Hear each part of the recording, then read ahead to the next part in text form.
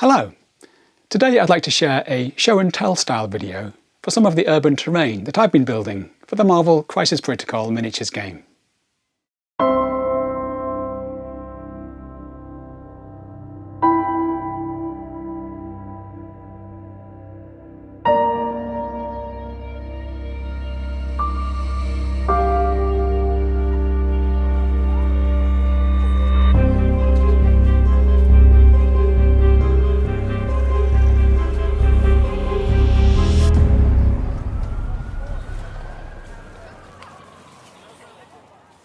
I'd like to start the video by taking a quick look at the original set of terrain I built back in 2019 for context.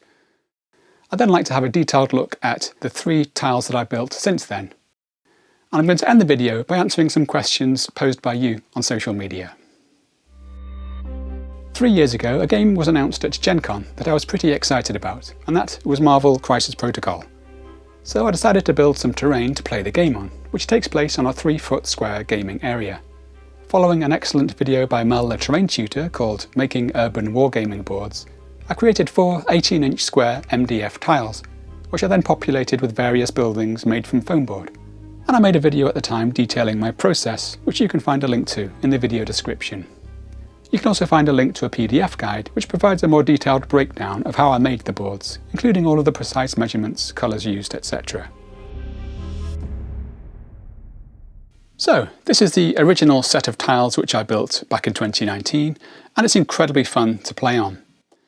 I think I managed to achieve all of the main objectives I set myself when building it, in that I wanted it to look really good from a distance, i.e. when you're playing the game, but also when you get up close, because I don't just use it for playing with, of course, I also use it for shooting the miniatures. I'm also really happy with the balance of open, flat areas with areas that are more built up. Very often, depending on which objective you're using, most of the action takes place here on the ground. But depending on how you've laid it out and where these are placed, there'll be a fair bit of action going on the rooftops as well. And I like that because it also gives value to the flyers and the wall crawlers in your team. The only slight issue which I occasionally come across is during setup. You might be required to place an objective token right on the border between 2 tiles, which can be a little bit of an issue when you've got situations like this. I tend to play in a fairly casual setting, so as long as your opponent agrees, we can just simply have the token slightly off-centre, for example, here.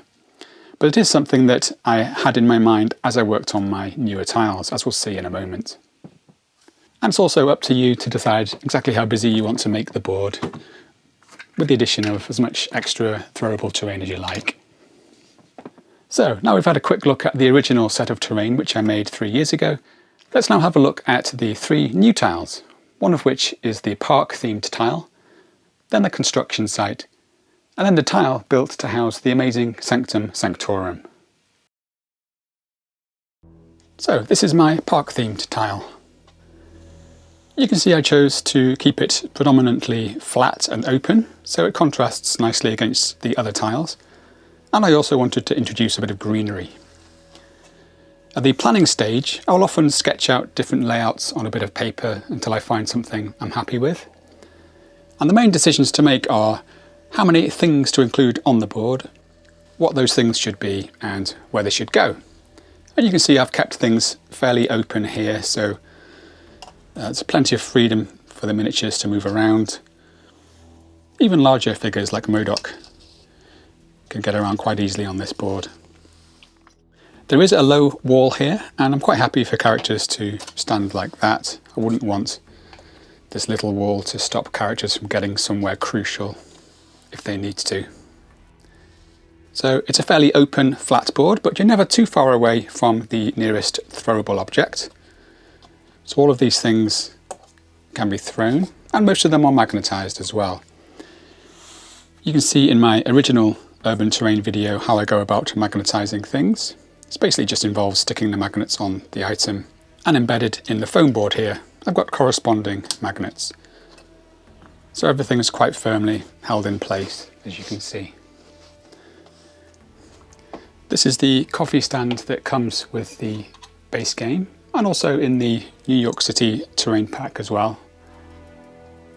When I painted it, I tried various colour schemes, I think red, green, but I eventually ended up going with the orange, which I think is very similar to how the studio painted it. And for the sign here, I was inspired by the Central Perk logo. The tree over here is from an old Games Workshop set, which normally would look something like this when you first paint it up.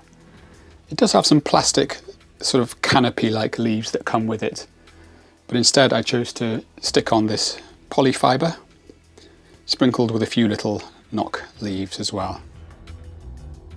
You can see I've sort of cut into the foam board to create a circular indent, so I can slot the tree in neatly like so. And I've included plenty of foliage to sort of disguise the join. When I was planning the park, I thought, yes, I'd like to have a tree, some grass, coffee stand, maybe a bench or something, but I felt like there was something missing, that it needed a focal point, which is when I came up with the idea of turning a Disney Infinity toy into the statue. So Disney Infinity toys normally look something like this. And you can see I've just stuck him to a lid and painted him up. There is actually quite a detailed PDF guide which you can find in the video description if you're interested in seeing what colours I used for the Captain America statue. The other thing I try to be mindful of when designing these tiles is how well is the tile going to fit alongside one of the other tiles. So if I place this here, you can see that the fencing here provides a nice sort of border between the tiles. It kind of makes sense.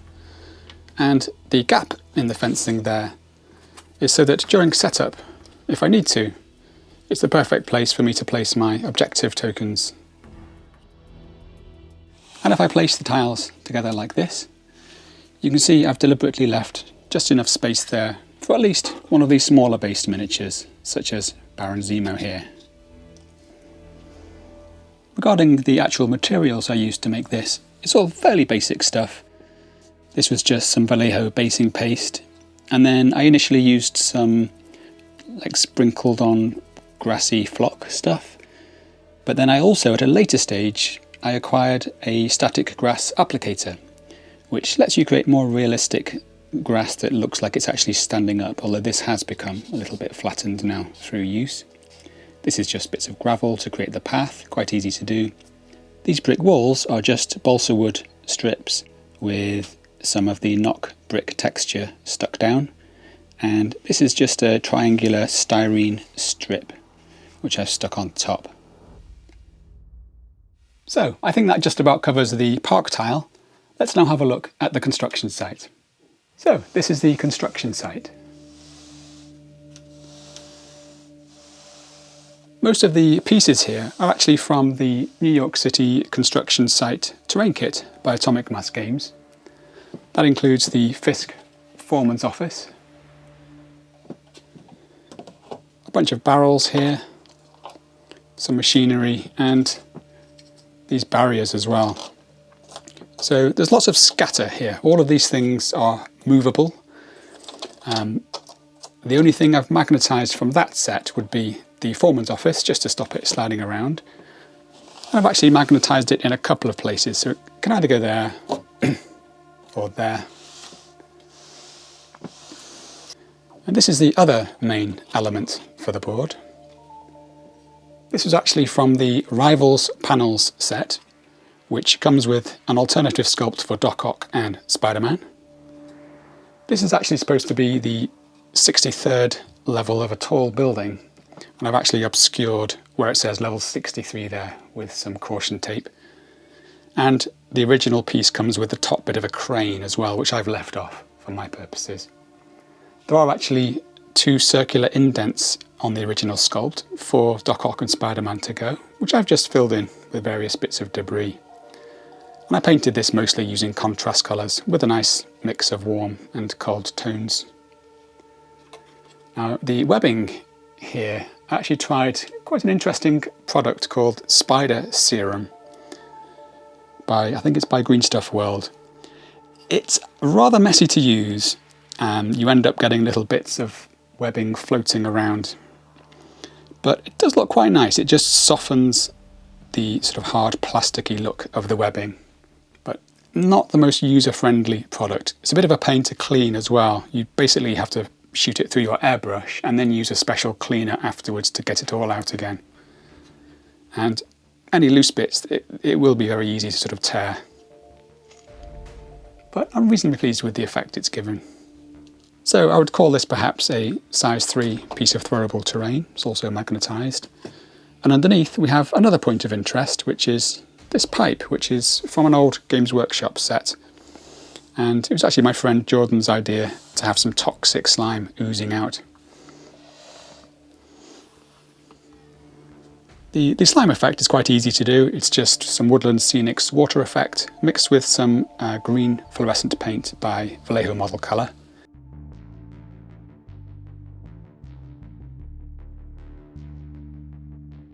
I actually ended up using a hairdryer to sort of increase the viscosity of the paint, before then dribbling it onto the pipe. And then we just dribble it on, let it dry, dribble on some more, let it dry. And we get quite a natural drip starting to form. And just to kind of integrate the piece with the rest of the board, I built a little bit of ruined wall over here. That's actually just 3mm foam board, again with some knock brick texture on top. Then I've just used some cardboard for the outer layers to look like plaster that's come crumbling off. It's also important to me that once pieces of terrain have been thrown in the game, what's left underneath still looks quite attractive and thematic, so I made sure to include lots of bits of debris here. This is just bits of, again, styrene strip, which I bought from my local hobby shop, cut and painted to look like iron girders. These smaller ones actually come with the Rivals panels set. I think there's 3 or 4 in the set. And this is really the kind of board you could make as busy as you like, because there's so many loose bits of scatter terrain that you can choose to use if you wish or not. And here's how the tile might look when placed against some of the others. I quite like this arrangement because you get this little gap here which looks like someone's come bursting through. And if I was going to do something like this, I'd probably just place some of these down here to create a bit of a border. In terms of the actual painting, things like this I would paint with an airbrush mostly, just to get all of the grey tones on. And then just go in with the brush to paint the smaller bits like the doors, windows, etc. They don't need to be especially immaculate or neat, as long as you create a nice impression from a distance like so.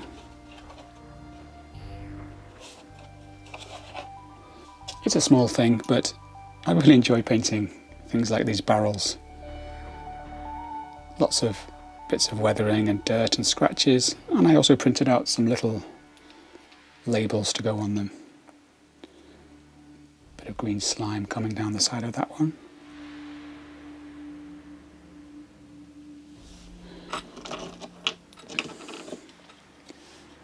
These are quite fun to do as well. The mud effects here are by AK Interactive, also very fun to use.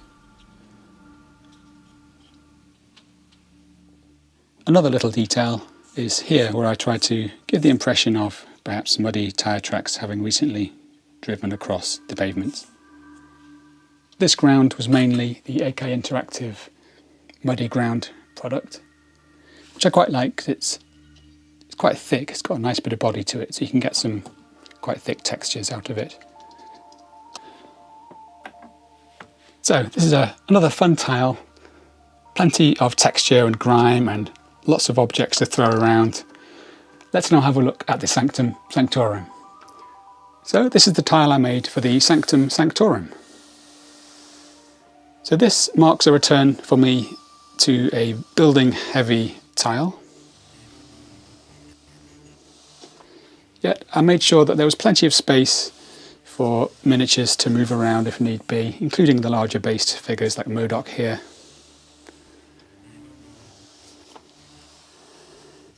Some of the smaller elements on the board actually come with the main model itself, such as this street sign. The actual lettering I just did in Photoshop, and you can find an image in the video description if you wish to print that out for yourself. The set also comes with, I think it comes with a couple of different mailboxes and a little fire hydrant too. These walls are also magnetised, and they're just made with, again, pieces of foam board with decorative cardboard brick textures stuck on top. And again, that's just a triangular piece of styrene for the top part. A nice bit of weathering near the base, of course. Once again, I used a static grass applicator to get a nice realistic looking grass.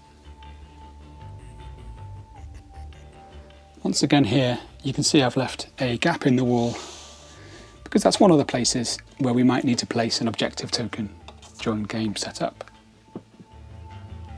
Now there's space along the side here for small to medium sized bases to fit.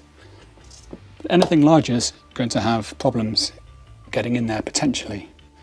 So because this is all magnetised, we can either treat that as a piece of destructible terrain or terrain that simply gets trampled on when someone like Hulk comes stomping along to access the objective. Unlike the other buildings, which I made out of foam board and are therefore kind of stuck to the board, this is actually just magnetised, so it's the only large building which is actually throwable if I want it to be so. One of the other things that I was mindful of when designing this board was if this was a player's starting edge, I wanted to make sure there was enough space here for them to be able to deploy even a large based character such as Modoc without it overlapping the building. There's not much more for me to say about the Sanctum Sanctorum. If you're interested in how I painted it, there's a separate video, of course, which you can find linked to in the video description. So, I think that concludes the main show and tell portion of the video. I hope you enjoyed that little look at some of the terrain I've been working on. I'm now going to relocate to my studio, where I'll be answering questions posed by you. So, I'm going to dive right in with a couple of questions I received on Twitter. Jason asks me, are the cars that I use die-cast cars or some other kind of model painted up?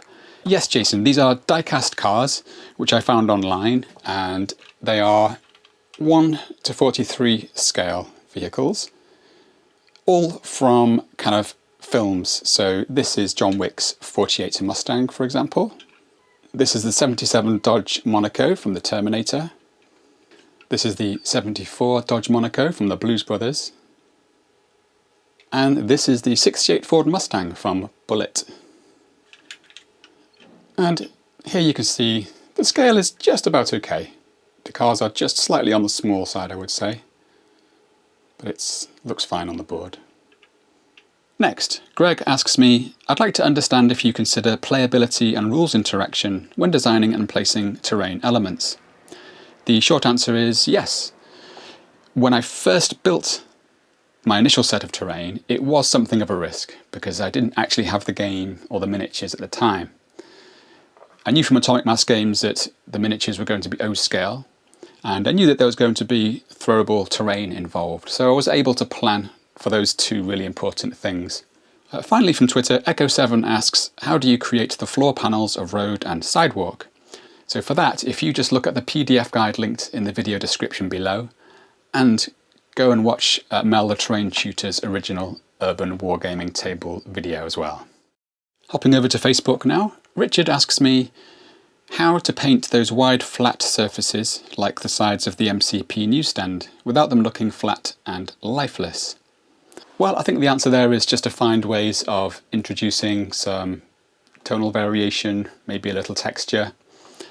This is my coffee stand, and you can see on those flat orange panels I've created almost a sort of vignette of grime around the edges of each panel. And of course there's no limit as to the amount of graffiti and posters and stuff that we can add to surfaces like that. On some of the larger walls that are made of just foam board, stippling on some basic filler like this. I think I showed that in the original urban terrain video, but stippling some of this on creates an instant bit of texture, and it's quite a fine texture as well, over which we can then apply some shades, some dry brushing and so on, and you've instantly got a very easy bit of texture and interest and tonal variation.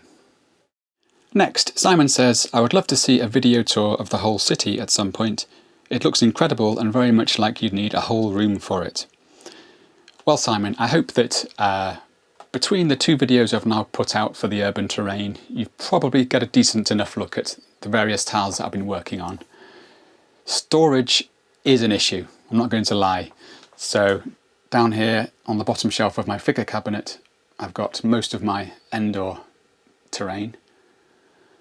And the rest of my stuff is housed up in my bedroom, which is in the attic. One of the advantages of using this room is that it has quite a lot of nice natural light coming in through the Velux windows. So when I'm photographing in here or taking video, I don't actually need to use any artificial lighting at all. Martin here asks about my photography. I think that's potentially quite a large topic that I might be best covering in a separate video. So leave that one with me, Martin. Next, Ollie asks me if it would be possible for me to maybe provide a PDF of the tiny little newspapers that I use on my basing. Yes, that's absolutely fine. If you look in the video description, there'll be a link to a JPEG file which has various newspapers and a few posters on, which you can simply print out, and you're good to go. Next, Julian asks me, can you tell us in the upcoming video something about the art of balance to paint reduced details, but overall a beautiful looking scenery? On the one hand, it's easy to spend hours and hours in details, but at the end it's terrain for tabletop. How do you find the right balance? That's a good question. I think for me, because I want the terrain to look good from a range of distances, including quite up close for photography purposes, I do require a certain level of definition, yet I also wouldn't want to spend hundreds of hours painting every brick on a wall, for example. So I think it is about finding shortcuts. When I painted Craven, for example, there's a handful of bricks on the base there. For that, I was quite happy to hand paint everything, including the little white gaps in between each brick. But for entire buildings, I obviously prefer to find quicker methods. So if you can find some nice printed brick textures, for example, like I did in the very first video, or by just stippling on some filler and doing a quick bit of dry brushing, it's quite possible to achieve a high level of fidelity and detail in a fairly quick and easy fashion. So I think it's all about finding shortcuts for those larger projects. And for something like the Sanctum Sanctorum, where the bricks are sculpted on the building, obviously my answer there is to use something like the contrast colours, where I'm bringing up the detail and definition with some quick and easy white dry brushing, and then using the contrast colours to provide the colour, tonal variation, etc. It's pretty quick to do and still looks pretty awesome even up close. Heading over to YouTube now. Julio asks me, I would love a little info on how to make decorations for the buildings, like the graffiti, posters, and other kinds of details for them. Well, Julio, I think there's a section towards the end of my first urban terrain video where I talk a bit about that. But I used a range of techniques to add graffiti and texture and posters and stuff to the buildings. So on one building, you can see I've actually cut out the zombie Boba Fett logo designed for me by Brad Lakey. That's simply paper cut out and stuck on. I've also got some graffiti in there that's just from transfers, which I bought online. And of course, you can just get out a pen or a brush and freehand whatever you like on those walls. I remember when I was making the initial set of terrain, I would just get my kids and say, look, take a pen, go and do me a little picture or write your name or whatever you like. And sometimes if I'm excited about a new game or movie, I might print out some additional little posters and stick them on there. So over time, it's a kind of an evolving thing. There may even come a point where I have to start removing some posters and sticking stuff on top of it. I like to think it kind of gives a bit of life to the city in a way. Matthew asks, what are the quickest types of urban scatter I can make at home? I think Matthew is probably referring to this kind of stuff, which I like to sprinkle onto some of my bases. I think if you can't get hold of this online, whenever you're out and about anywhere and you see anything on the ground that you think is going to make a nice bit of scatter, just take it. I've got a few bits of crumbled masonry or something, which I found one day when I was out with the kids at the park. As long as you've got a bag with you or something, just don't be ashamed to just get down there and grab whatever you can, because these have made their way onto quite a few of my bases. Phil asks me, can you show how to paint the white in your lettering? If you're referring to the white lettering that I used on the front of the World's End pub, that's easy because it was just some wooden lettering which I bought from Hobbycraft. Primed the wood and painted it white. Andrew asks, how do you scale items to fit your minis, or do you scale by the game rules, distance, like Star Wars Legion? That's a good question. So for Marvel Crisis Protocol, the rules are really quite simple, and it's based on what size you've assigned each piece of terrain to be. So essentially, I don't need to worry about the specific height of a building. Whereas in Star Wars Legion, if memory serves, there is a specific height over which the terrain will trigger certain rules regarding climbing and that kind of thing. So I did take care when making the Geonosis stuff to ensure that the rock formations were of a certain height in order to work with the rule set. Heading over to Patreon now, Clint asks me, do you usually base your terrain pieces, or do you prefer them free and modular? Well, that depends. With my Star Wars Legion stuff, I took what is really the easier approach, where I've simply used a terrain mat and then built all of the little pieces to be quite free and modular. With Marvel Crisis Protocol, however, I wanted something that looked a bit more realistic and grounded. So all the buildings are of course rooted to the boards, and the boards themselves have texture and profile, so the pavements are slightly raised, etc. David asks, I usually use metallic paints to save time on terrain pieces. Do you always do non-metallic metal, or do you also occasionally take the easy way out?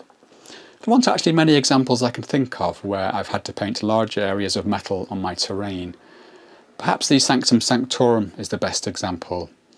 And there, I think, even for large areas, I still generally prefer the look of non-metallic metal techniques over using just metallic paints. And there are still quite quick ways to do that. So with the railing, for example, on the Sanctum Sanctorum, that was just zenithal highlights, some contrast colours, and then a few final edge highlights. I might have used some metallic paints in the final edge highlights, I can't remember.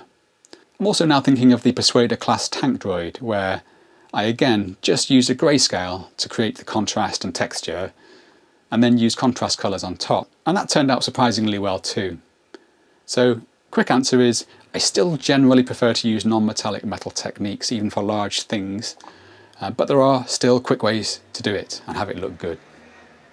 Next, Bartek asks, do you build your terrain mostly out of specific kits or sets, or is it mostly your own custom work? Well, Bartek, mostly the stuff that I've built so far I have made myself, but I will more than happily throw in pre-built, purchased stuff from online as well, as you can probably see in this video. Even in the first urban terrain video, I threw in quite a few small elements which I bought online.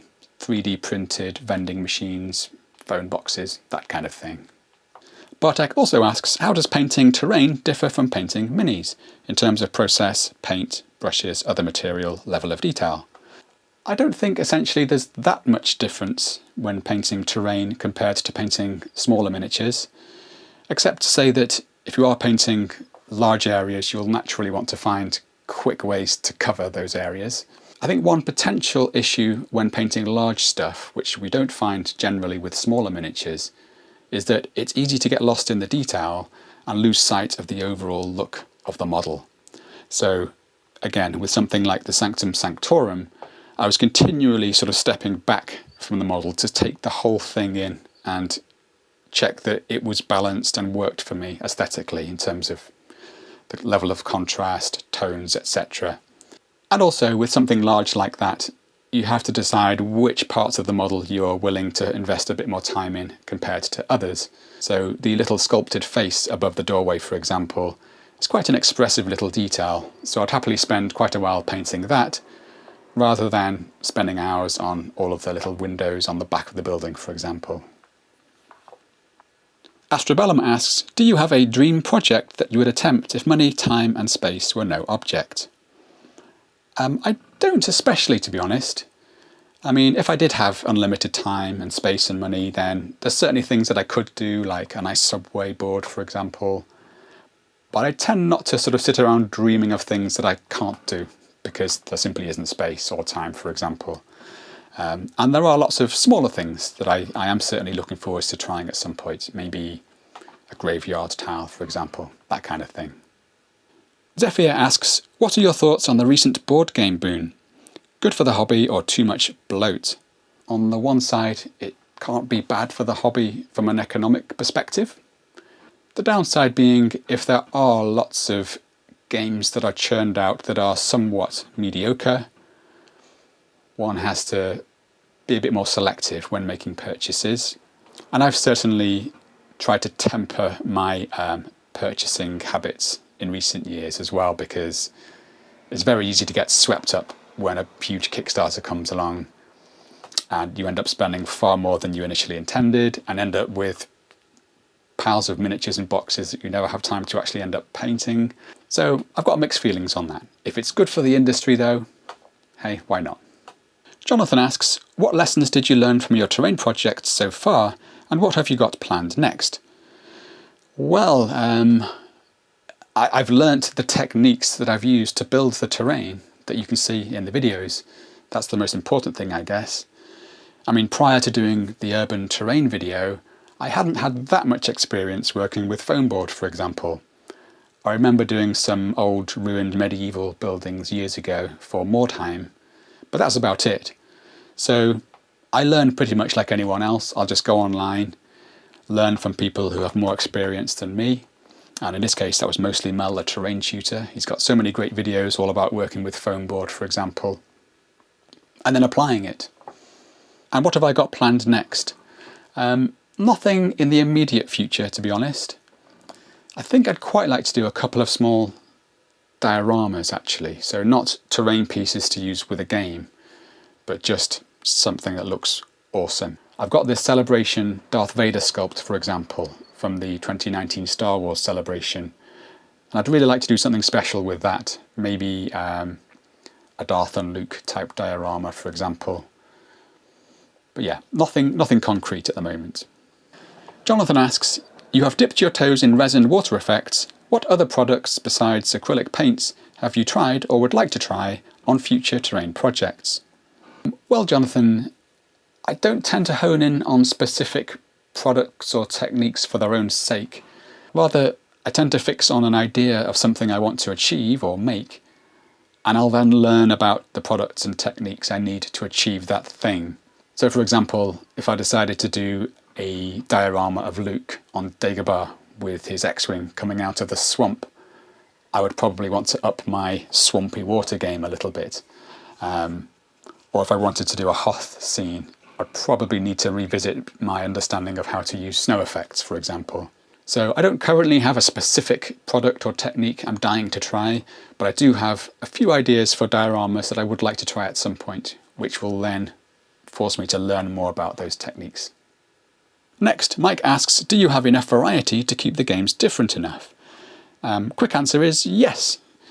Now that I've got 7 different tiles, there's a really wide range of ways in which I can combine them. And I find that Marvel Crisis Protocol tends to have a way of just feeling very different anyway each time you play it, because of the different crises that are used, the different teams that are brought to the table. Each game does feel pretty unique, and then combined of course with the varying layouts of the tiles. So no, variety's not been an issue for me so far. Ben asks, amongst other things, I was wondering if we could get some pics of your updated miniature cabinet. I think what I'll do, Ben, is actually a studio tour style video where I'll give you a rundown of all of the stuff that I've got in here, including the contents of my figure cabinet. So leave that with me. Mirko asks, ever thought of doing an in-person masterclass? If yes, I'm jumping on a train right now. It's something that I'm asked from time to time, and it is something I might give some more thought to at some point. At the moment, however, I'm just too busy with the video work and composing as well, because I've got an album I want to get out later this year. So the answer is not right now, but maybe at some point. Finally, Courtney has asked a couple of questions here. Firstly, what do you do to deal with the physical side effects of what we do? Eye strain, posture issues, hand cramping, stiffness. I think that's a question I'll answer more fully when I do my studio tour video, because quite a lot of that depends on how we sit, the kind of desk that we use, also possibly lighting, and what magnification options we might have at our disposal. So I'll come back to that question, Courtney. How many hours would you say a typical mini takes to paint, not counting video production? That's quite a tough one to answer because it does vary quite wildly. I would say if I was just to sit down and paint without filming, it would probably take me anything from 3 hours upwards to paint a hero type miniature. So that would be 3 hours up to maybe typically 7 hours or 8 perhaps, but more for something like, I don't know, MODOK or Hulkbuster because of all the non-metallic metal work. Courtney also asks, are you at all interested in competition painting? Short answer is no, not really. I've never really regarded myself as a competition level type of painter anyway. I'm mainly a gamer who likes to paint. I think for me, if I ever reached a point in my painting where I didn't know how to improve, that might be the prime motivation for me to then work on something to submit for a competition, because the real value of entering a competition for me would simply be the feedback that I might get from a panel of professional painters. But for me, there are lots of areas that I'm enjoying improving on without the need to enter stuff for competitions. So no, not really interested. Finally, Courtney asks, one of the things I love about your content is the lack of Games Workshop products. Is there a specific reason you don't paint anything by GW for videos? There's probably one fairly simple reason for that, and then a couple of others. I'll start with the most simple thing. I basically have a very childlike glee and reaction when I see certain games. That's something I felt, for example, when I saw the reveal of Marvel Crisis Protocol. The superheroes battling it out over the rooftops and in the subway stations. The same thing happened 8 years ago when Star Wars Imperial Assault launched. I was so excited, I just drove straight from work into town to pick up my copy. And I need to feel that childlike excitement in order for me to put the hours and passion and work into actually covering the game. And I simply haven't had that feeling about anything Games Workshop have made in recent years. So it's a very simple reason, and it's not in any way to downgrade the quality of what they put out. I just haven't felt the feeling I need in order to invest in it. Now, I grew up painting and playing Warhammer Fantasy Battle and 40k when it first launched. In fact, I think I've got some. These were some of the original Space Orcs, which launched with the very first edition of 40k. I think I would have painted these around about the age of 12 or something. You can see I've kind of got the colours the wrong way around on the flame design, but not bad for a 12-year-old kid as well. If I was still playing Warhammer now, that would mean that I would have been buying, painting and playing various iterations of basically the same game for over 30 years. And that would be a shame because there's such a wide variety of game systems, miniature ranges, paint ranges, hobby supplies out there. More than I could ever paint, collect or cover with videos. So I have to feel a certain thrill and joy and passion about what I'm doing. And I just don't really get that from GW stuff at the moment. Well, I hope you enjoyed that little Q&A and the rest of the video. Thank you so much for joining me, and I'll see you again soon. Happy painting!